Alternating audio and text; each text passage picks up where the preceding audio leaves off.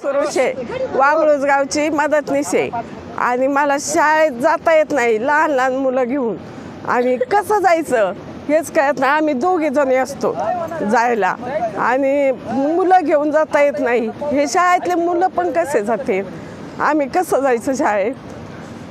किती आम्ही जवळजवळ महिना दीड महिना झालाय। मग मुख्यमंत्र्यांनी हेलिकॉप्टर काही द्यायचं, आमची सुविधा करायची, आमचं सगळ्यांना ही सांगायचं आम्ही कसं जायचं कसं यायचं। सारे आम्ही असे जेलून पाण्यातून फेकून राशन घेतलेलं आहे, कसं खायचं कसं प्यायचं काय करायचं आम्ही? मग एवढे नाही जायचं का? आम्ही सारे महिला आहेत, कोणाचं दुखतंय खुपतंय आणि काय करायचं कसं जायचं?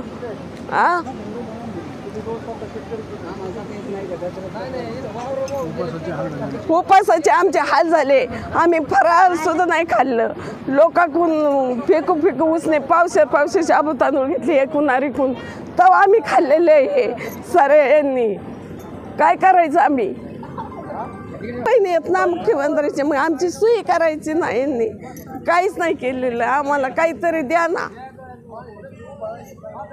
सुविधा द्या आम्हाला, आम्हाला अन्नधान्य द्या, आम्हाला काही पण रस्ता द्या, रस्ता पहिला मुख्य आहे, आमचा रस्ता क्लिअर करा, एवढंच मागणी आमची। अश्रू येतात, एवढी हाल झाली, एवढे माणसं ही झालेत, म्हणजे एकूण झालेली माणसं येते, यांनी काय करायचं? रानाची वस्ती आहे, उद्या कुठून काय खायला आणायचं सांगा मला? आम्हाला लाईट नव्हती, अंधार होता, खंबले तुटले खंबले पडले, आम्ही करायचं काय? पाणी नाही, कुठून पाणी प्यायचं कसं प्यायचं? खरी परिस्थिती दळण घेऊन आम्ही असे डोक्यावर जातो, बाया बाया खायला अन्न नव्हतं, आम्ही कसं रस्सी धरून गेलेलो, कसं काय करायचं? आमच्या लेकरा बाळांनी कसं काय करायचं? शाळा बुडती आमची, 15-15 दिवस महिना शाळा बुडती, धरून धरून पोरांना नेते, लहान लेकरं तर जातेच नाहीत आमचे, आम्ही जातो बळच, कसं जायचं?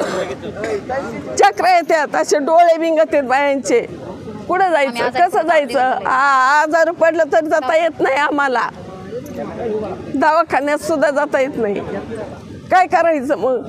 बात नाही, कुणी सुद्धा आलेलं नाही आमच्याकडे।